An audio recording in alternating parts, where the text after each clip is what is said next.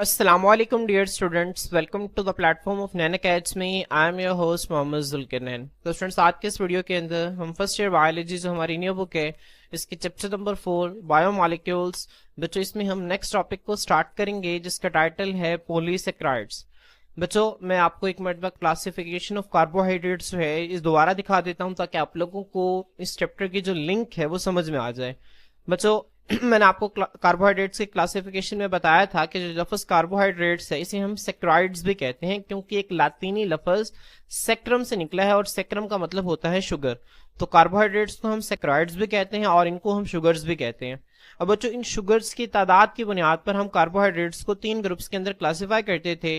एक को हम नाम देते थे मोनोसेक्राइड्स, एक को हम नाम देते थे डाइसेक्राइड्स का और एक को हम नाम देते थे पॉलीसेक्राइड्स। बच्चों मोनो का मतलब होता है 1, डाई का मतलब होता है 2, पोली का मतलब होता है मेनी। सेक्राइड कहते हैं शुगर को। मोनोसेक्राइड्स बच्चों ऐसे कार्बोहाइड्रेट्स थे जो कि एक ही शुगर के मॉलिक्यूल पर मुश्तमिल होते थे।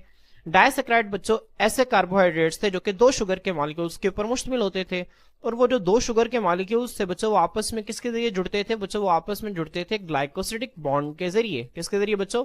ग्लाइकोसिडिक बॉन्ड के जरिए आपस में जुड़ते थे। ये बात मैंने आपको पहले बताई। फिर बच्चों इसके अंदर हमने इसके काफी सारे एग्जांपल्स जो हैं उनको स्टडी किया, डाइसेक्राइड्स की एग्जांपल्स को देखा, हमने उनके स्ट्रक्चर्स को ड्रॉ करना देखा। बच्चों आज का जो हमारा टॉपिक है वो कार्बोहाइड्रेट्स की थर्ड और लास्ट ग्रुप है जो है पॉलीसेक्राइड्स। आज के इस लेक्चर के अंदर हम इसको स्टडी करेंगे। बच्चों पोली का मतलब होता है मैनी और सेक्राइड्स कहते हैं शुगर्स को। तो बच्चों जो पॉलीसेक्राइड्स हैं बच्चों ये ऐसे कार्बोहाइड्रेट्स हैं जिसके अंदर बहुत सारे शुगर के मॉलिक्यूल्स पाए जाते हैं। अब बच्चों काफी सारी जब शुगर के मॉलिक्यूल्स होंगे तो जाहिर सी बात है उनको जोड़ने के लिए भी कोई चीज होगी। ऐसे ही और कार्बोहाइड्रेट्स को जोड़ने के लिए कौन से बॉन्ड्स होते हैं बच्चों? उनको हम नाम देते हैं ग्लाइकोसिडिक बॉन्ड का। तो बच्चों असल में ये क्या होती हैं? ये चेन्स होती हैं, ठीक है। चेन इस चेन की तरह का एक स्ट्रक्चर होता है और चेन किसकी होती है? एक शुगर के मॉलिक्यूल को, जिसको हम मोनोसेक्राइड कहते हैं।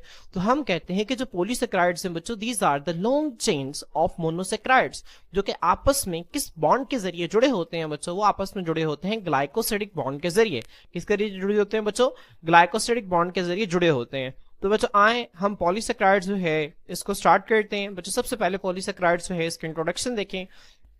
बच्चों इंट्रोडक्शन में आपने 2 चीजें ध्यान में रखनी है। आप लोगों से एमसीक्यू पूछा जाता है कि पॉलीसेक्राइड्स बच्चों देखें एक तो सबसे ज्यादा कॉम्प्लेक्स है और द मोस्ट कॉम्प्लेक्स, ठीक है। अब देखें ना मोनोसेक्राइड्स एक शुगर पर मुश्तमिल थे, डाइसेक्राइड्स 2 शुगर पर मुश्तमिल थे, पोली काफी सारी शुगर मॉलिक्यूल्स पर मुश्तमिल होते हैं। तो जाहिर सी बात है जब इसमें शुगर मॉलिक्यूल ज्यादा है तो इनका स्ट्रक्चर भी ज्यादा कॉम्प्लेक्स होगा। तो बच्चों ये सबसे ज्यादा कॉम्प्लेक्स होते हैं और दूसरा बच्चों ये सबसे ज्यादा अबंडेंट कार्बोहाइड्रेट्स हैं जो कि नेचर के अंदर पाए जाते हैं।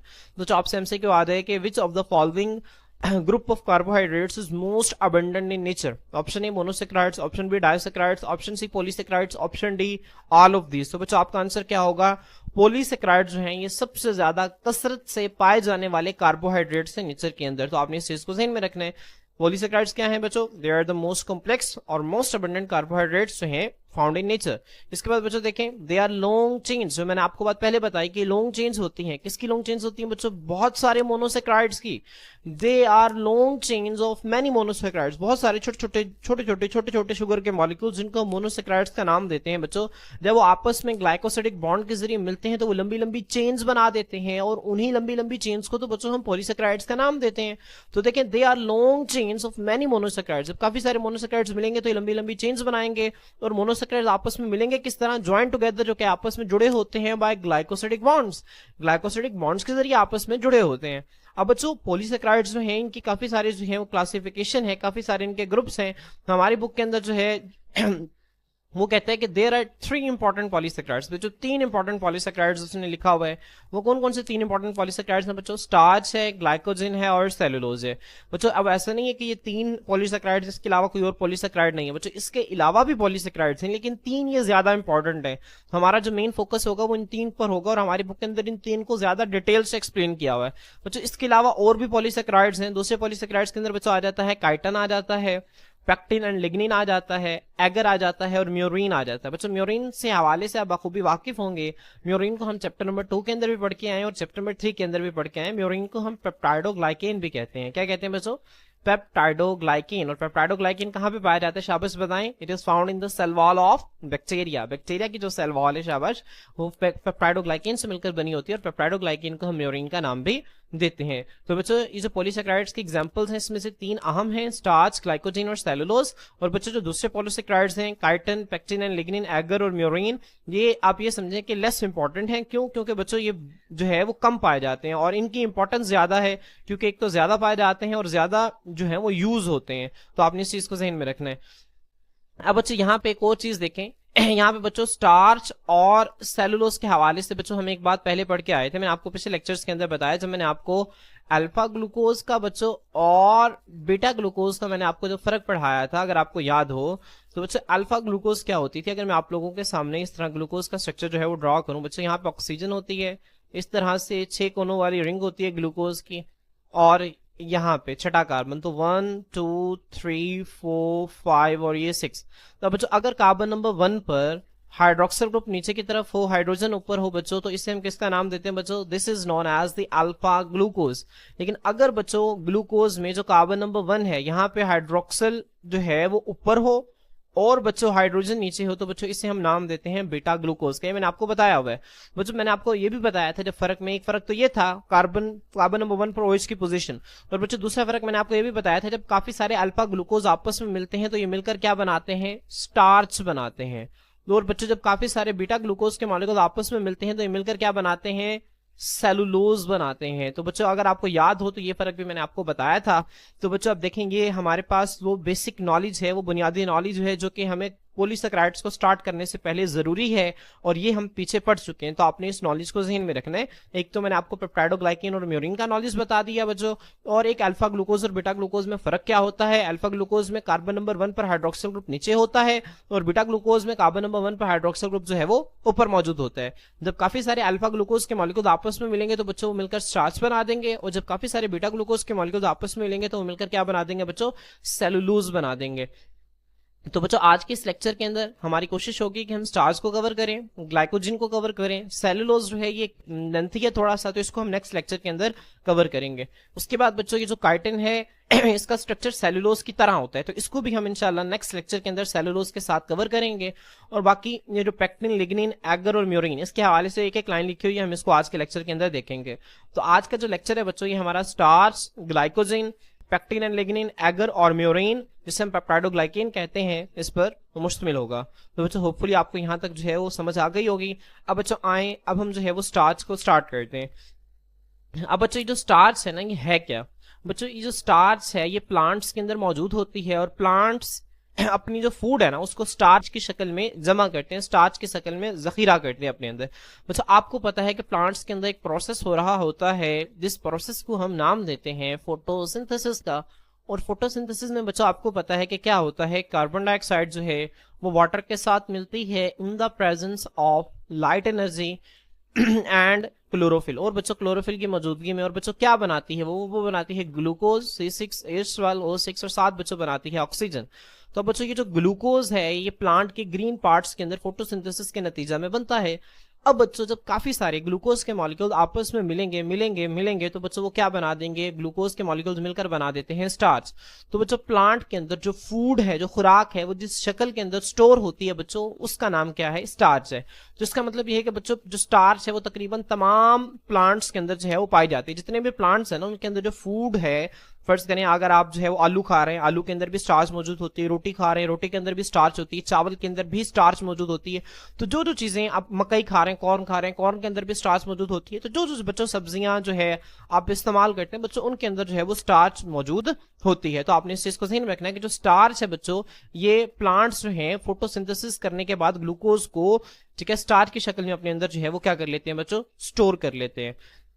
बच्चों स्टार्च के हवाले से आपने जो दूसरी चीज ध्यान में रखनी है, जो स्टार्च है ना बच्चों, ये कोई प्योर कंपाउंड नहीं है, ये दो चीजों से मिलकर बनता है। दो तरह के इसके अंदर जो है वो कंपाउंड्स पाए जाते हैं बच्चों। एक का नाम है अमाइलोज, क्या नाम है बच्चों? अमाइलोज। और एक को हम नाम देते हैं अमाइलोपेक्टिन का। किसका नाम देते हैं बच्चों? अमाइलोपेक्टिन। एक है अमाइलोज और एक है अमाइलोपेक्टिन। अब अमाइलोज और अमाइलोपेक्टिन में क्या फर्क होता है बच्चों, ये मैं आपको इंशाल्लाह जो है वो आगे जाके बताऊंगा।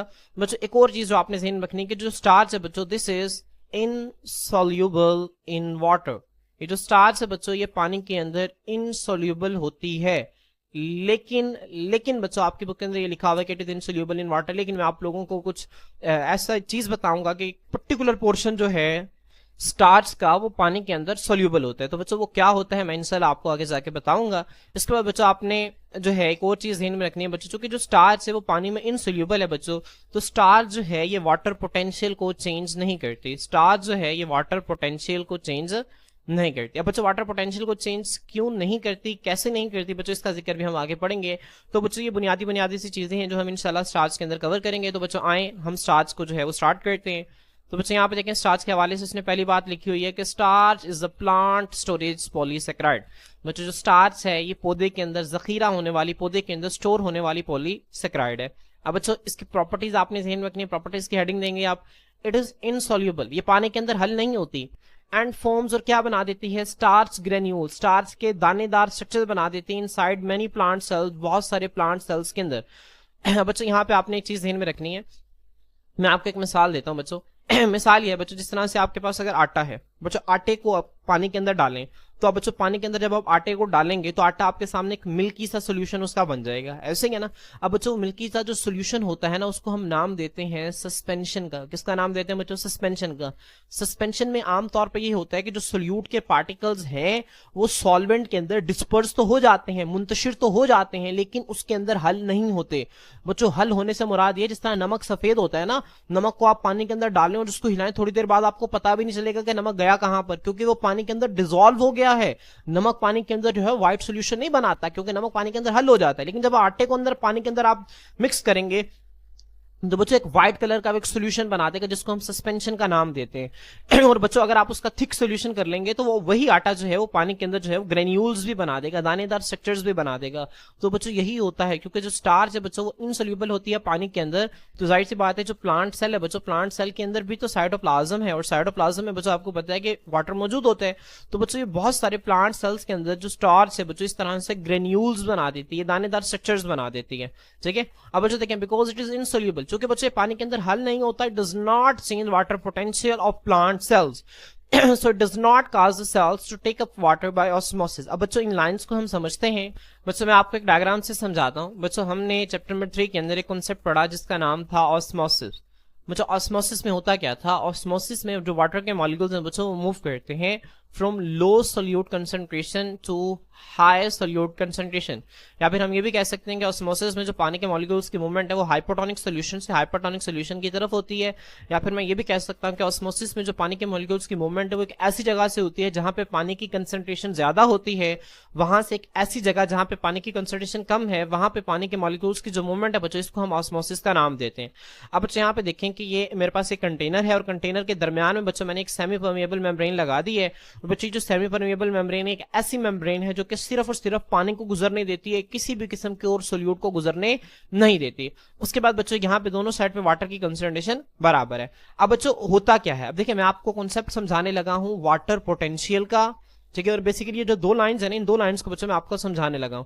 बच्चों वाटर पोटेंशियल क्या होता है, पानी के मॉलिक्यूल्स बच्चों आपको पता है कि वो मूवमेंट में होते हैं। तो पानी के मॉलिक्यूल्स जो है ना वो आपस में बहुत ज्यादा क्लोजली पैक्ड नहीं होते जिस तरह सॉलिड आइस की शक्ल में होते हैं बच्चे। बिल्कुल यहाँ पे पानी के मॉलिक्यूल्स जो है वो थोड़े बहुत जो है मूव कर रहे होते हैं, इधर उधर मूव कर रहे होते हैं। तो बच्चों असल में जो इनकी मूवमेंट है ना, ठीक है, ये किसी भी सोल्यूशन के अंदर बच्चों ये क्या है, ये वाटर पोटेंशियल है। ये क्या है बच्चों, वाटर पोटेंशियल है।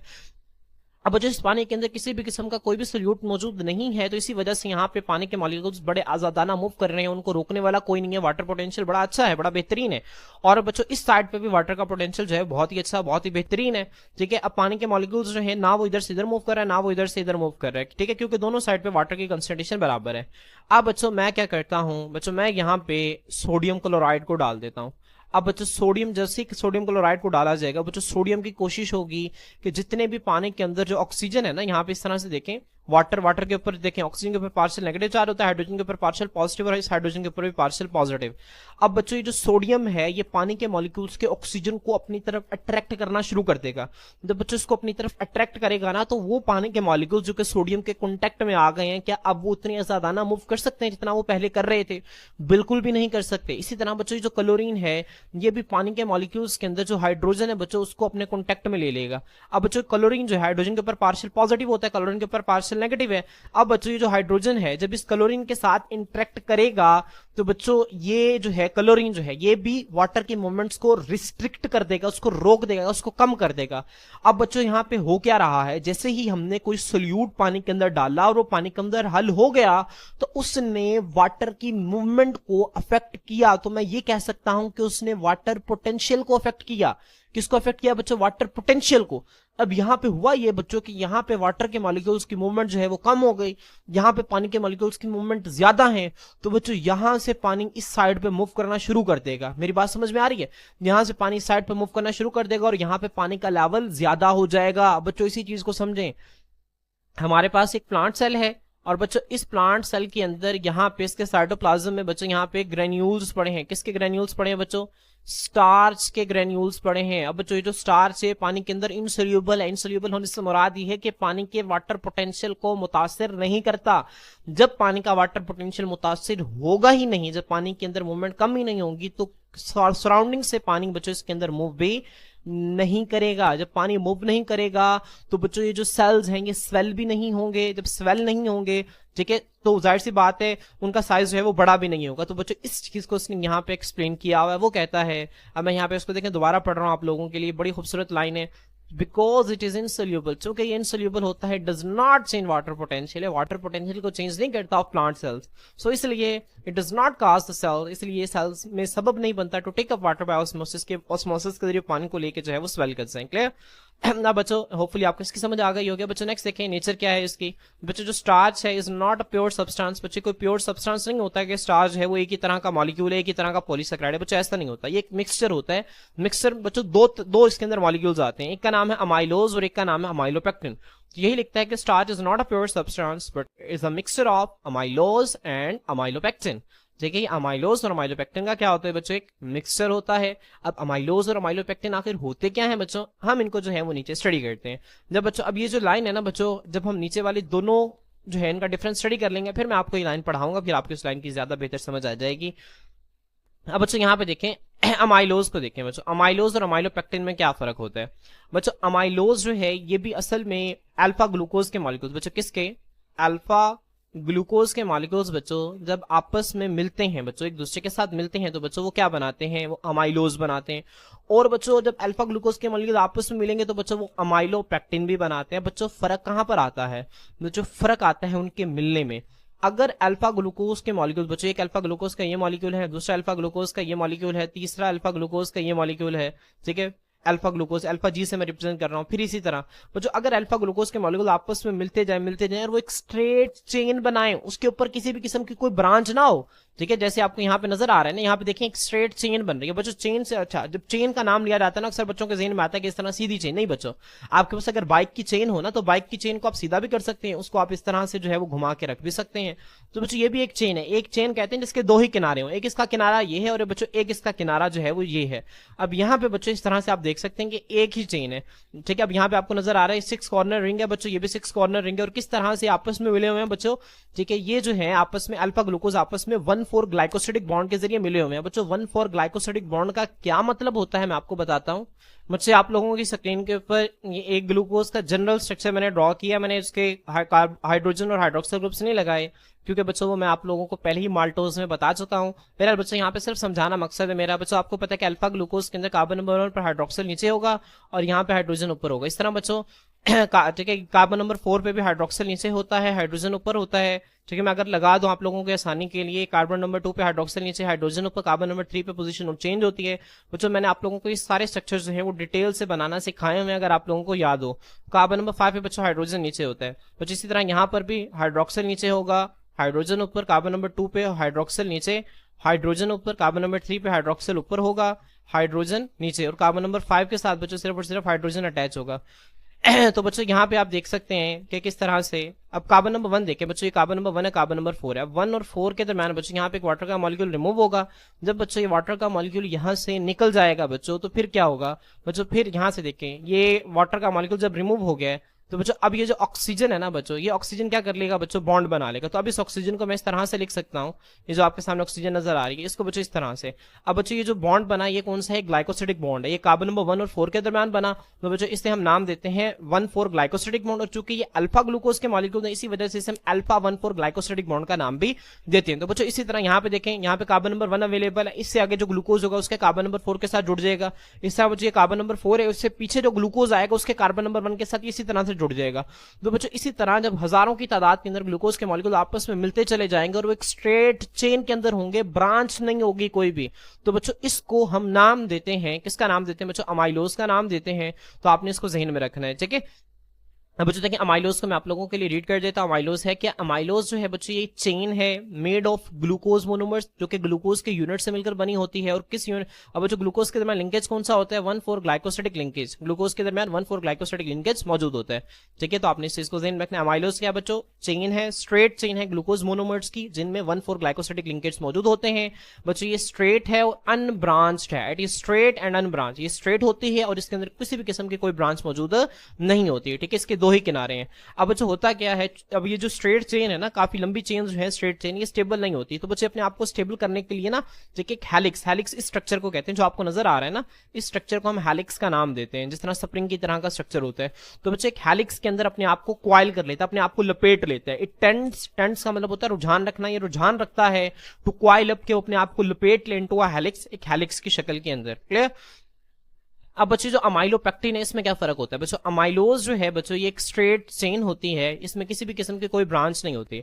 जबकि बच्चों अमाइलोपेक्टिन जो है बच्चों यहाँ पे जो है वो ब्रांच मौजूद होती है। आप अगर इसको स्ट्रेट चेन कंसिडर कर लेना, ये स्ट्रेट चेन है अगर बच्चों, तो यहाँ पे देखें इसके एक ब्रांच ये निकली हुई है, इसकी एक ब्रांच यहाँ पे आप इसे देख सकते हैं, दूसरी ब्रांच है इसकी बच्चों, यहाँ पे आप देखें इसकी ये तीसरी ब्रांच है, ये चौथी ब्रांच है इसकी।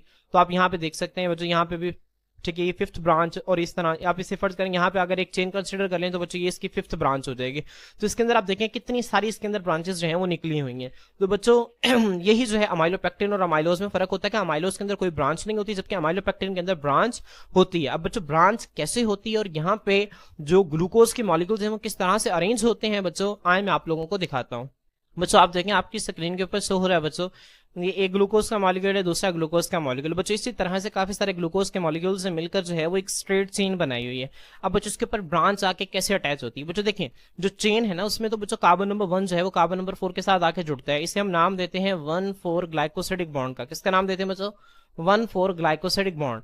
लेकिन बच्चों जो चेन आके जुड़ती है ना वो कार्बन नंबर 6 के ऊपर आके जुड़ती है। बच्चों ये देखें ग्लूकोज, यहाँ पे हम कार्बन नंबर 6 को वैसे पहले CH2OH लिखते थे, लेकिन बच्चों यहाँ पे मैंने इसे खोल के लिख लिया है, कार्बन के साथ 2 हाइड्रोजन और 1 हाइड्रोक्सिल ग्रुप है, ठीक है। अब बच्चों ऊपर मैंने एक ग्लूकोज का मॉलिक्यूल लिख लिया जिसने इसके साथ ब्रांच बनानी है, जिसने इसके साथ एक अटैच होना है ब्रांच के तौर पर। तो बच्चों होता क्या है, वो जो ब्रांच जिसने ब्रांच के साथ अटैच होना है उसका कार्बन नंबर 1, और बच्चों इस जो चेन वाला ग्लूकोज है इसके कार्बन नंबर 6, इसके दरमियान बच्चों ग्लाइकोसिडिक बॉन्ड बनता है। यहाँ पे आप देख सकते हैं इस तरह से बच्चों, यहाँ से जब हाइड्रोक्सिल और हाइड्रोजन निकल जाएंगे बच्चों ये वाटर बना देंगे। जब बच्चों वाटर बना देंगे तो जो ऑक्सीजन है ये ऊपर वाले कार्बन के साथ जो है वो क्या हो जाएगा बच्चों, अटैच हो जाएगा। तो मैं यहाँ पे इसको इस तरह से लिख सकता हूँ बच्चों, अभी देखें जो ऑक्सीजन है अब मैं इसे ऊपर वाले कार्बन के साथ इस तरह से लिंक कर दूंगा। तो बच्चों आप इसे देख सकते हैं कि यहाँ पे कार्बन नंबर 1 और कार्बन नंबर 6 के दरमियान जो है वो बॉन्ड बन गया और ग्लाइकोसिडिक बॉन्ड बन गया। तो बच्चों इस बॉन्ड को मैं नाम दूंगा 1,6 ग्लाइकोसिडिक बॉन्ड का। किसका नाम दूंगा बच्चों, 1,6 ग्लाइकोसिडिक बॉन्ड का मैं नाम दूंगा। बच्चों अगर आप लोगों को इसके स्ट्रक्चर्स ड्रॉ करना आते हैं तो आप लोगों के लिए बिल्कुल भी मुश्किल नहीं है। तो बच्चों यहाँ पे 1,4 ग्लाइकोसिडिक बॉन्ड्स भी होते हैं और 1,6 ग्लाइकोसिडिक बॉन्ड्स भी होते हैं। तो बच्चों आए अब हम जो है वो अमाइलोपेक्टिन को जो है रीड कर लेते हैं। बच्चों देखिए वो कहते हैं अमाइलोपेक्टिन जो है is also a chain of glucose monomers, ये भी ग्लूकोज मोनोमर्स की चेन होती है विद 1,4 ग्लाइकोसिडिक लिंकेज, और उस चेन के अंदर भी 1,4 ग्लाइकोसिडिक लिंकेज ही मौजूद होते हैं। लेकिन बच्चों इट हैज ब्रांचेस, इसके पास ब्रांचेस होती हैं, और ब्रांचेस कौन सी होती हैं, 1,6 ग्लाइकोसिडिक लिंकेज की। तो आपने ध्यान में रखना है अमाइलोपेक्टिन में जो स्ट्रेट चेन होती है वो 1,4 ग्लाइकोसिडिक लिंकेज के साथ होती है, और जो ब्रांच होती है वो 1,6 ग्लाइकोसिडिक लिंकेज के साथ होती है। मैं अभी आपको दिखा के आया हूं कि किस तरह से जो ब्रांच वाला कार्बन है बच्चों, जिसने ब्रांच बनानी है उसका कार्बन नंबर 1, और जो चेन का कार्बन है उसका कार्बन नंबर 6 किस तरह से आपस में ग्लाइकोसिडिक लिंकेज बनाते हैं, क्लियर। अब बच्चों वो कहते हैं कि एक जगह पे नहीं बल्कि एक से ज्यादा जगह पे ब्रांचेस बनती हैं, ठीक है। अब बच्चों जब एक से ज्यादा जगह पे ब्रांचेस बनेंगे तो जाहिर सी बात है इसके एक से ज्यादा एंड्स होंगे। अब बच्चों जब आप स्ट्रेट चेन को देखते हैं ना तो इसका एक किनारा ये है और इसका एक किनारा ये है, इसके सिर्फ और सिर्फ दो ही किनारे हैं। जबकि अगर आप इसको देखें तो इसका ये भी एक किनारा है, ये भी एक किनारा है, ये भी एक किनारा है, ये भी किनारा है, ये भी किनारा है। तो बच्चों इसके एक से ज्यादा किनारे होते हैं। अब बच्चों इसका फायदा क्या होता है? इसका फायदा ये होता है कि इसको तोड़ना ज्यादा आसान हो जाता है। अब बच्चों आपको पता है कि जो जो स्टार्च है ना बच्चों, इसको तोड़ने के लिए इंजाइम चाहिए होता है। बच्चों वो कौन सा इंजाइम है बच्चों? इसको हम नाम देते हैं अमाइलेज का। किसका नाम देते हैं बच्चों? अमाइलेज का। बच्चों इस लाइन को मैं आपको बाद में पढ़ाता हूं। मैं आपको पहले अब ये वाली लाइन पढ़ाता हूं जो मैंने ऊपर छोड़ी थी। देखिए, बोथ अमाइलोज एंड अमाइलोपेक्टिन दोनों के अंदर ग्लूकोज के मॉलिक्यूल आपस में लिंक्ड होते हैं बच्चों, ठीक है। और ब्रोकन डाउन इनको तोड़ा जाता है बाय द एंजाइम अमाइलेज। बच्चों क्या नाम है एंजाइम का? अमाइलेज। अमाइलेज वो एंजाइम है जो कि स्टार्च को तोड़ती है। और बच्चों स्टार्च को किसके अंदर तोड़ती है? ये स्टार्च को तोड़ती है माल्टोज के अंदर। ये भी एमसीक्यू, आपने इसको भी ध्यान में रखना है। मतलब जो स्टार्च की लंबी लंबी चेन्स होती है ना बच्चों, उसको दो दो ग्लूकोज के मोनोमर्स, ठीक है, मतलब दो ग्लूकोज के मॉलिक्यूल्स बस आपस में जुड़े रहते हैं, जिसे माल्टोज कहते हैं। माल्टोज के अंदर तोड़ती है। और फिर माल्टोज से बच्चों आगे एक और एंजाइम जिसे हम कहते हैं माल्टेज, वो इसको कन्वर्ट करता है। किसके अंदर कन्वर्ट करता है बच्चों? वो इसे कन्वर्ट करता है शुगर मॉलिक्यूल्स के अंदर। अब बच्चों जो अमाइलेज है, ये अमाइलोज और अमाइलोपेक्टिन को पहले माल्टोज में तोड़ते हैं, फिर माल्टोज से आगे शुगर मॉलिक्यूल्स के अंदर ये टूटते हैं थफ एट डिफरेंट रेट्स, मुख्तलिफ स्पीड्स के साथ। बच्चों डिफरेंट रेट का मतलब है मुख्तलिफ स्पीड से जो है ये टूटते हैं। अब बच्चों यहाँ पे देखें, अब जो अमाइलोज है इसके पास दो ही चेन है। बच्चों एक एंजाइम यहाँ पे आके अटैच होगा, एक यहाँ पे आके अटैच होगा। यहाँ पे सिर्फ दो एंजाइम ही अटैच हो सकते हैं। अब बच्चों अगर आप अमाइलोपेक्टिन को देखें तो इसके किनारे जो है वो ज्यादा हैं। तो बच्चों एंजाइम जो है वो यहाँ पे भी आके अटैच हो सकता है। मैं इसका कलर चेंज करके आप लोगों को दिखाता हूँ। बच्चों यहाँ पे देखें, यहाँ पे भी एंजाइम आके अटैच हो सकता है, यहाँ पर भी अटैच हो सकता है, यहाँ पर भी हो सकता है, यहाँ पर भी हो सकता है, यहाँ पर भी हो सकता है। तो बच्चों चूंकि इसके किनारे ज्यादा हैं तो इसमें एंजाइम आके ज्यादा जगहों पे अटैच हो सकता है, तो ज्यादा जल्दी ये ब्रेक डाउन हो जाते हैं।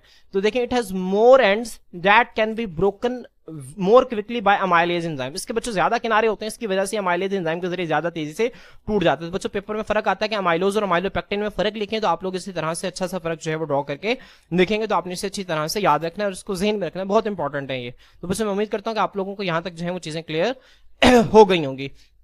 मुझे इसके अलावा आपने एक और चीज ध्यान रखनी है, जो अमाइलेज है ना इसके पास सिर्फ ये टेंडेंसी होती है कि ये जो अल्फा ग्लूकोज है ना बच्चों, इसी को तोड़ सकता है।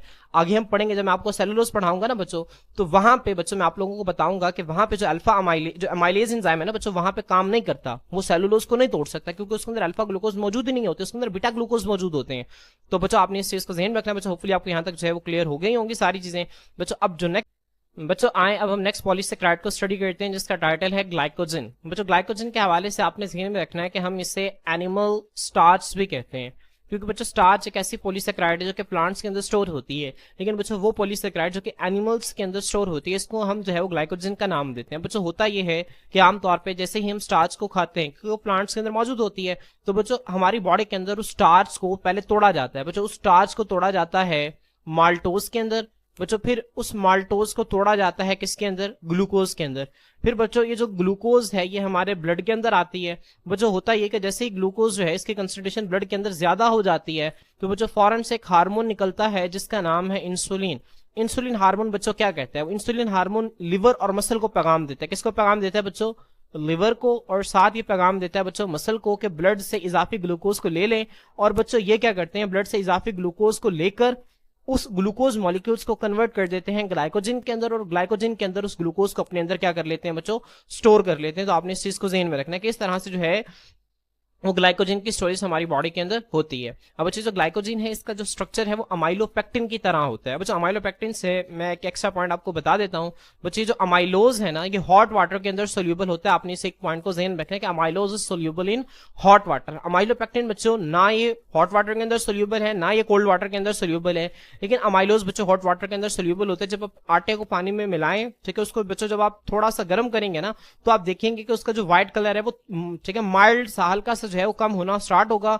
उसकी वजह क्या होगी? उसका वजह होगी कि जो आटे के अंदर जो स्टार्च मौजूद है उसका जो अमाइलोज है वो पानी के अंदर जो है वो हल हो जाता है। तो बच्चों आपने इसको ध्यान रखना है कि जो अमाइलोज है ये हॉट वाटर के अंदर सोल्यूबल होता है, जबकि अमाइलोपेक्टिन जो है बच्चों ये इनसोल्यूबल है हॉट और कोल्ड वाटर के। अब हम ग्लाइकोजन को रीड करते हैं। इसका स्ट्रक्चर देखें, it is similar in structure to amylopectin. बच्चों इसका स्ट्रक्चर जो है वो अमाइलोपेक्टिन की तरह होता है। अमाइलोपेक्टिन में क्या था बच्चों? ग्लूकोज किस तरह से लीनियर चेन होती है जिसके दरमियान 1,4 ग्लाइकोसिडिक लिंकेज मौजूद होता है, और बच्चों इसके साथ जो है वो ब्रांच अटैच हो जाती है। और ब्रांच किसके जरिए अटैच होती है बच्चों?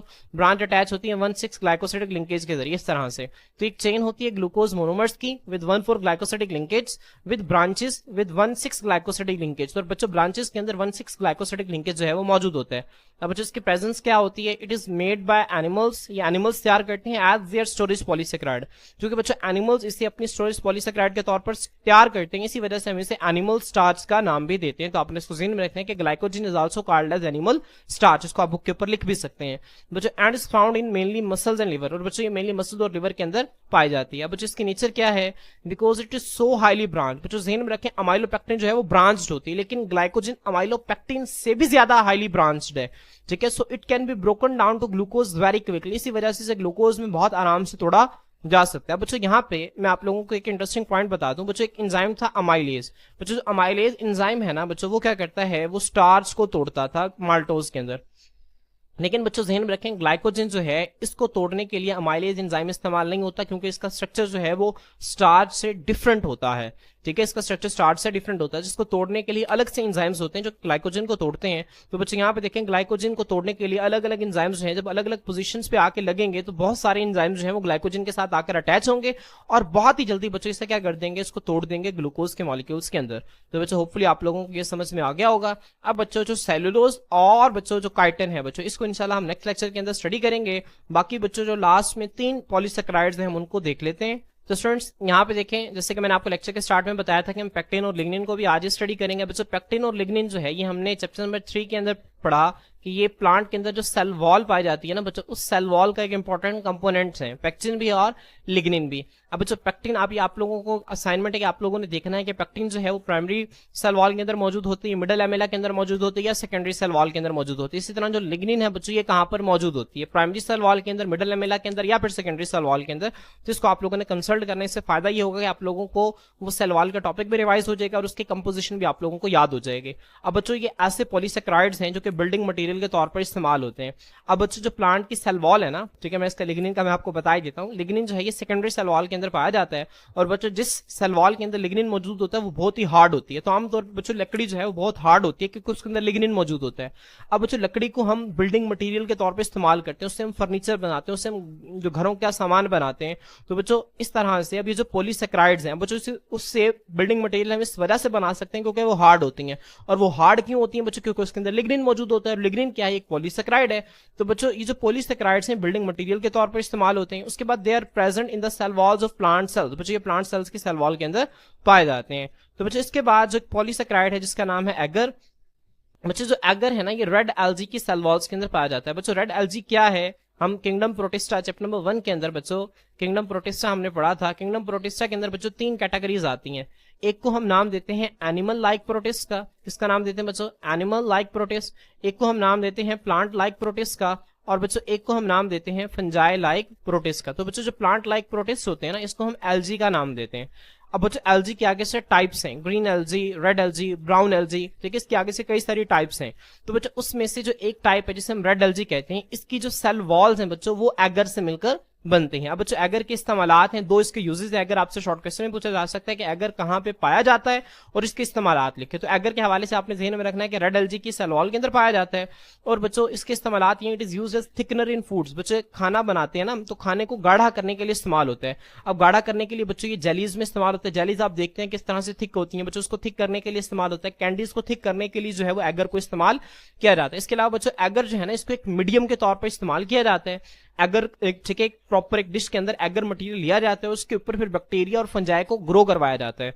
तो बच्चे एक मीडियम के तौर पर भी इस्तेमाल होता है, on which bacteria and fungi are grown in laboratories, जिसके ऊपर बच्चों लेबोरेटरीज के अंदर बैक्टीरिया और फंजाई को ग्रो करवाया जाता है। और एगर जो है बच्चों बहुत ही अच्छा मीडियम है जिसके ऊपर बैक्टीरिया और फंजाई बहुत अच्छे तरीके से ग्रो करते हैं। तो इसके यूजेस क्या हैं? 2 यूजेस हैं, थिकनर के तौर पर इस्तेमाल होता है और बच्चे एक मीडियम के तौर पर इस्तेमाल होता है जिसमें बैक्टीरिया और फंजाई को ग्रो करवाया जाता है। उसके बाद बच्चों लास्ट पे म्यूरिन के हवाले से मैंने आपको बताया था कि इसे हम पेप्टाइडोग्लाइकेन भी कहते हैं, और पेप्टाइडोग्लाइकेन का स्ट्रक्चर बच्चों क्या होता है ये मैं आपको चैप्टर नंबर 2 के अंदर तफसील से बता चुका हूं बच्चों। अब ये जो है बैक्टीरिया सेल वॉल के अंदर मौजूद होता है। तो बच्चों यहाँ पे देखें it is a sugar peptide polymer. अब बच्चों जो पेप्टाइडोग्लाइकेन है इसके अंदर शुगर की चेन्स होती हैं और साथ ही अमाइनो एसिड्स के फ्रेगमेंट्स होते हैं जिसको यहाँ पे पेप्टाइड का नाम दे रहा है। ठीक है, तो शुगर पेप्टाइड पॉलीमर है और कहाँ पे पाया जाता है? Found in the cell walls of prokaryotes. Prokaryotes के सेल वॉल के अंदर ये पाया जाता है। तो बच्चों होपफुली आपको क्लियर हो गया होगा। बच्चों इंशाल्लाह नेक्स्ट लेक्चर के अंदर हम सेलुलोज और काइटिन को स्टडी करेंगे। आज के लिए इतना ही। अल्लाह हाफिज।